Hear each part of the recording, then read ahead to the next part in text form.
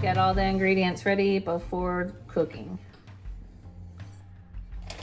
3 cups of packed brown sugar. It calls for light brown sugar. Light brown sugar.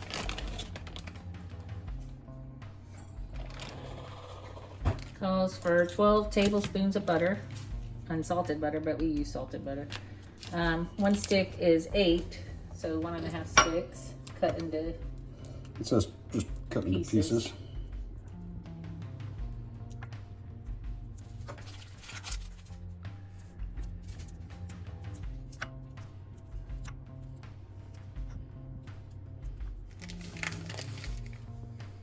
Five ounces of marshmallows.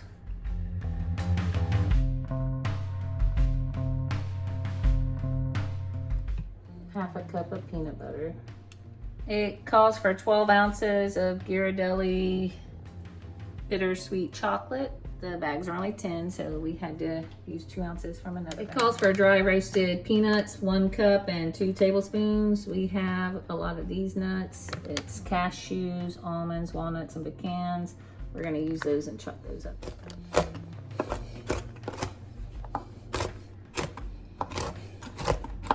Lining an 8-inch square baking pan with foil.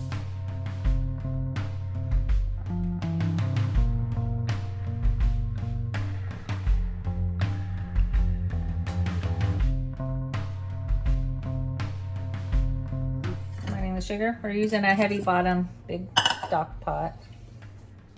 6 quarts. Butter. The butter. Half a teaspoon of salt. Nope. Add the 2/3 cup of evaporated milk. So we have the sugar, the butter, the evaporated milk, and salt. We're going to bring to a boil on medium-high heat. Do we stir? Of course. Okay. Stir frequently. There is a tip or note in the recipe that says that if you're using an electric stove, it can take up to 5 minutes longer. It just takes a little longer. It just says it can take longer than 5 minutes to get it up to the 2.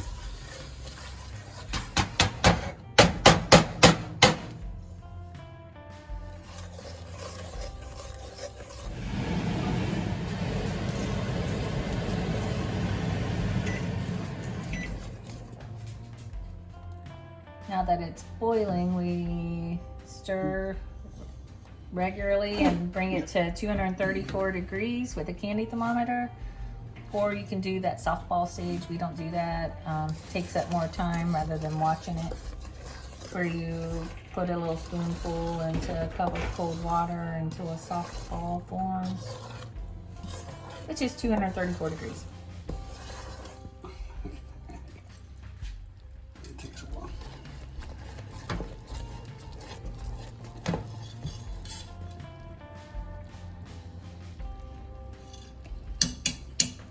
Boiling point is 212 degrees. You got 224, but it still takes a little bit to get up. To 234. That extra 10 degrees takes a surprisingly long time. Looks like a nice caramel. We're at 234. Everything else right? And you turn off the heat, and then we add the chocolate and the marshmallow. 12 ounces of bittersweet chocolate, dark chocolate, and 5 ounces of marshmallow. And you stir until melted. It's gonna thicken to be like a frosting thickness. It looks pretty. Looks nice.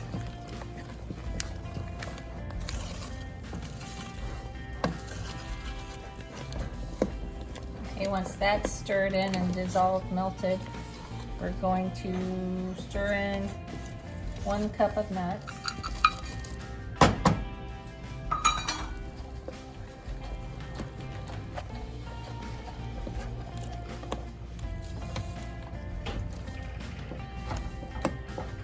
Now it's time to transfer the mixture to our prepared. You can see it already thickening. Let me see it out there.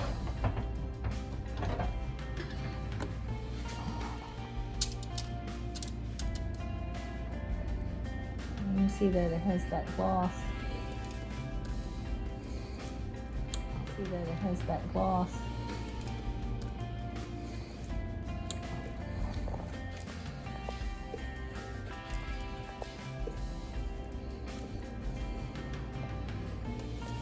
It does. Is it gonna have a little bit of peanut butter?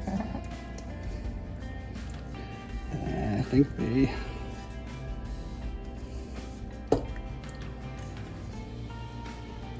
Those guys know what they're talking about. This is a Cook's Country recipe.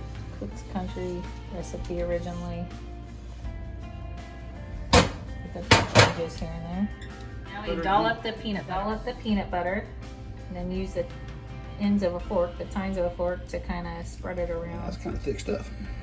Yeah, it's supposed to be like a no stir peanut butter.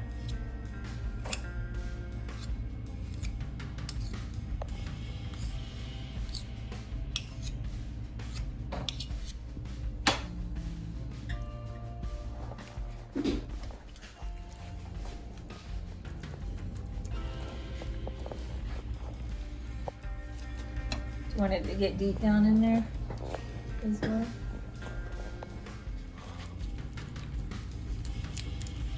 I'm swirling, boss.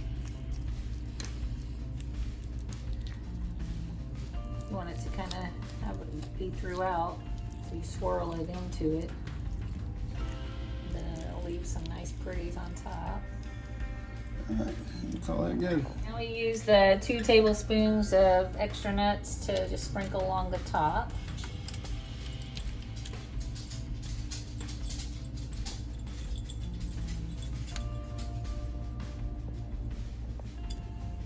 $2 hours. Let it cool for 2 hours. It says to refrigerate. And then refrigerate it for 2 more hours. Let it cool for 2 hours and then refrigerate for 2 more hours. So we'll see in a little while. I don't want to wait. This is why they wanted it in the tin foil. You just lift it right up. We haven't refrigerated it. We just let it. Still warm. That's good. Oh, he was. That's some thick fudge. That looks good. It's like a peanut butter layered chocolate. Oh.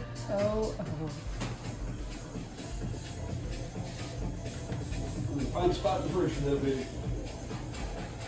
Oh, I got a spot right here. Oh yeah. It's been in the fridge a little bit.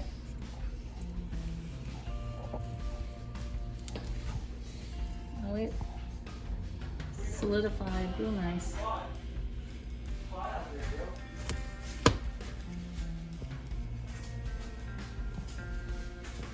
It's thick.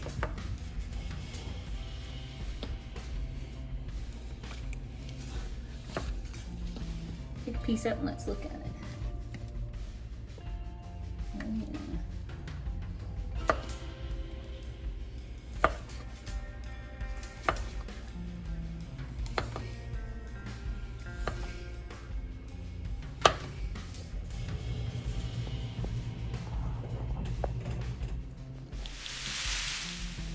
Turned out really nice, guys. This is a winner of a recipe.